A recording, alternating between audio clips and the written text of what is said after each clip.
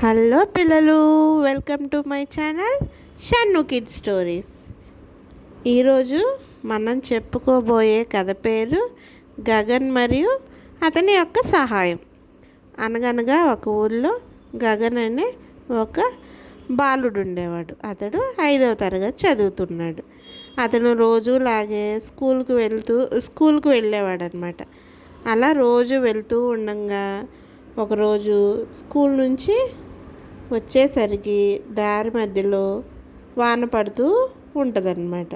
అంటే సరే ఇంటికి వెళ్ళే టైమే కదా, వాన పడినా ఏం చేస్తాం, ఇంటికి వెళ్ళాలిగా అని చెప్పని బయలుదేరుతూ ఉంటే ఈ దారి మధ్యలో ఇంకా వాన పెద్దదయ్యిద్ది. గగన్తో పాటు రిషి, కళ్యాణ్ కూడా వస్తారనమాట. అరే ఇది నేలంతా బురద అయిపోయింది కదా, జాగ్రత్తగా నడవాలి లేకపోతే పడిపోతామురా అనుకుంటూ ముగ్గురు నిదానంగా నడుచుకుంటూ వెళ్తూ ఉంటే అరే వానలో తడవడం హాయిగానే ఉంది కానీ జలుబు చేసిద్దేమోరా అని చెప్పని అనుకుంటూ మాట్లాడుకుంటూ వెళ్తారనమాట. అంటే జలుబు లేదు, ఏమి లేదు, ఇప్పుడు సడన్గా వాన పడితే మన దగ్గర గొడుగు ఎక్కడ ఉందిరా, లేదు కదా, అలాగే నడుచుకుంటూ వెళ్దాం పదండ్రా అని గగన్ అంటాడు. ఈలోపు దారిలో ఒక ముసలి అవ్వ కనిపించిద్ది గగన్కి. అయితే ఆమె బురదలో నడవడానికి ఇబ్బంది పడతాం చూసి గగన్ అంటాడు ఆవిడ దగ్గరికి వెళ్ళి, అవ్వ నేను నీకేదో సహాయం చేయనా అని చెప్పని అడుగుతాడు అనమాట. అంటే అవును నాయన, నేను ఈ బురదలో నడవలేకపోతున్నాను, నన్ను కొంచెం ఈ బురద దాటిస్తావా అని అడిగిద్ది అనమాట. అంటే తప్పకుండా బామ్మ రా, నేను తీసుకెళ్తాను, నా చెయ్యి జాగ్రత్తగా పట్టుకొని నడువు, నేను జాగ్రత్తగా తీసుకెళ్తాను అని చెప్పని ఆ అవ్వని బురదలోంచి జాగ్రత్తగా నడిపించుకుంటూ తీసుకొని వెళ్తాడనమాట. అలా తీసుకెళ్ళి ఆమెని బురద లేని చోట, వాన పడని చోట నుంచోపెడితే ఈలోపు కళ్యాణ్ గారు అంటాడు, అరే ఏంట్రా మనకే నడవడం కష్టంగా ఉంది, నువ్వు ఆ అవ్వని తీసుకొని వెళ్ళావు,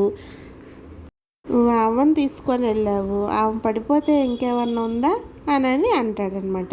అరే నువ్వు మాట్లాడుకో, నాకు తెలుసు, నాకు మా తాతయ్య చెప్పారు, ఎవరైనా పెద్దవాళ్ళు కానీ చిన్నవాళ్ళు కానీ నిస్సహాయ స్థితిలో ఉంటే వాళ్ళకి మనం ఏదైనా హెల్ప్ చేయగలిగితే మన వంతు తప్పకుండా చెయ్యాలంట.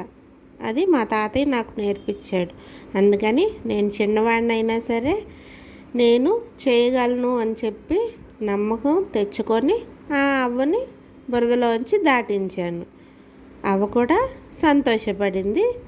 సరేనా, ఇంకా దీని గురించి మాట్లాడేందుకు, పదండ్రా ఇంటికి వెళ్దాం, వాన ఇప్పుడిప్పుడే తగ్గుతుంది అని చెప్పని గగన్ ముందుకు నడుస్తూ ఉంటాడు.